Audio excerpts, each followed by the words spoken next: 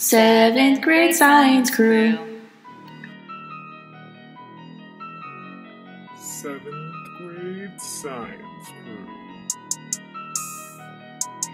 Science rules. Congratulations, Falcons and Falcon parents, for making it through quarter one.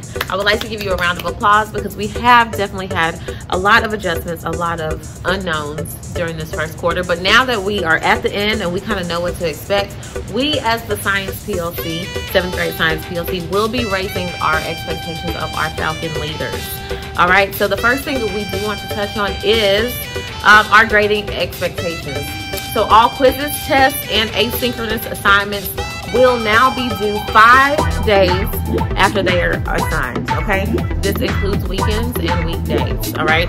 So if we assign something on a Monday, you have Tuesday, Wednesday, Thursday, Friday, and Saturday to get it turned in, okay?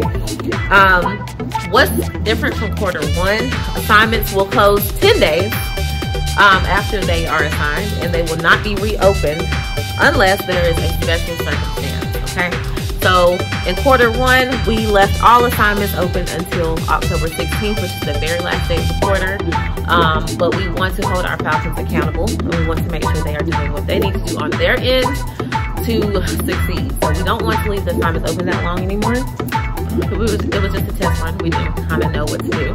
But now we are going to be leaving assignments open for 10 days after they are assigned, and they will not be reopened unless there's a special circumstance. And last but not least, 2 percentage points will be taken off per day the assignment is late. Okay, so after that 5 days, we will start taking off the 2%. They have 5 days to get it. Guys, Miss Moore here. I'm going to tell you about our quizzes, tests, and assignments. So as Ms. Burton told you, we're giving you 5 days to do assignments. After 10 days they close, but we are not changing how our quizzes are. You still get 3 chances on your quizzes, so please take advantage of them. And please guys, you have to remember to submit your quizzes in order to do a retake.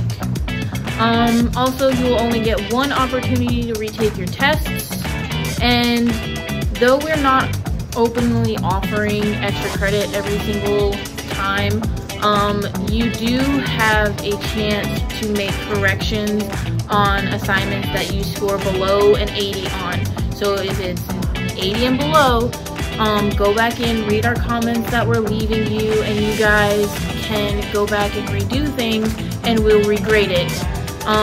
So take those opportunities. Hey Falcons, Miss Cousins here.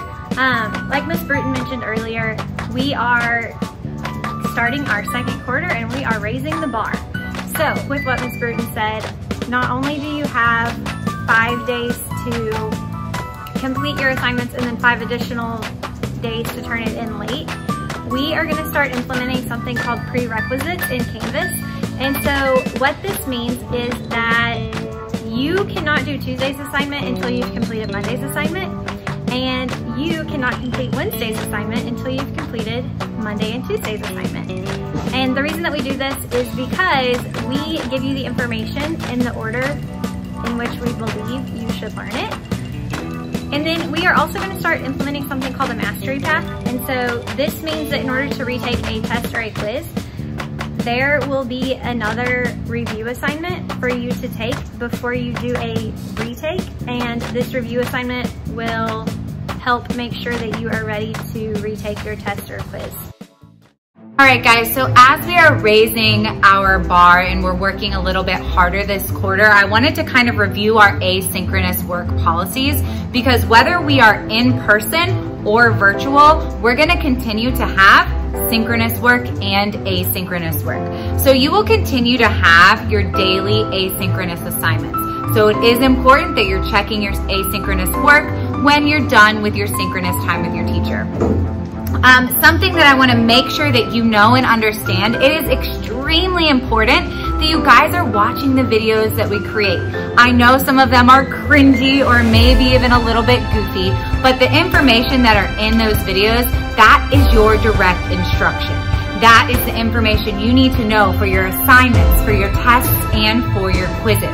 Unfortunately, some people have been Googling the answers to assignments, but they're not getting all of their credit for it because it's not what we're looking for. Your teachers are looking to see that you have used the Google Slides that we've created and that you have watched the videos that are located in those Google Slides.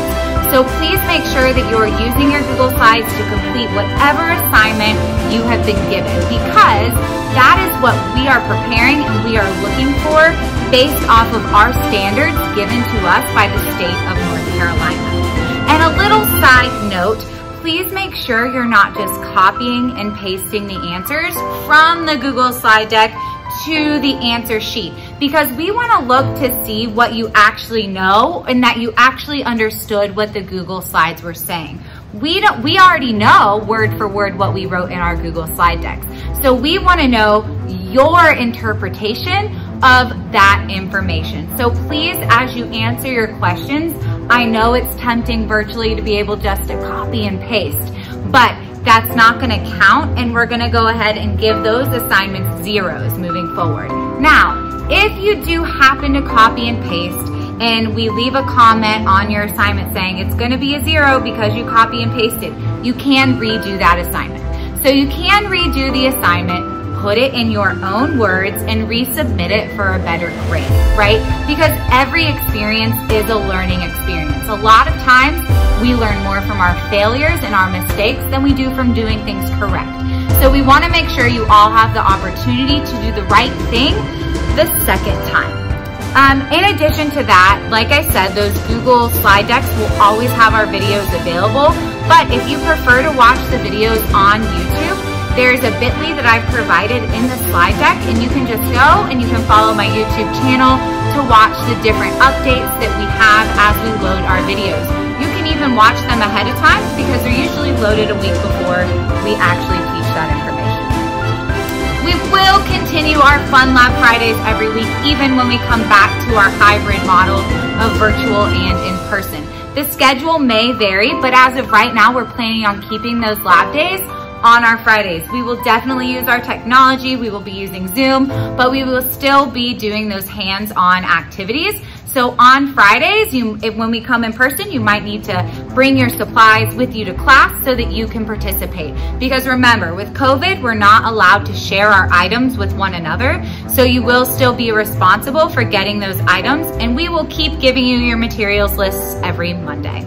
And then I wanted to put in a short little commercial. I'm gonna be starting a sci-fi book club for the entire 7th grade. This is meant to be fun. If you're like, Miss Pearson, I'm not really a reader. I'm not super interested in that stuff. I want you to give it a chance and give it a try anyways. I'm looking forward to spending time getting to know you, looking at your preferences, and maybe even make reading a little bit more fun for you as we take a scientific approach. So there is a Google form and a link that has been put into the slide deck. So make sure you look at the slide deck if you're interested in joining the club. I want every single 7th grader to join, but I know not everyone might be interested. But check it out, give it a try, and I would so appreciate you coming and spending time to get to know you a little bit more. 7th grade science crew.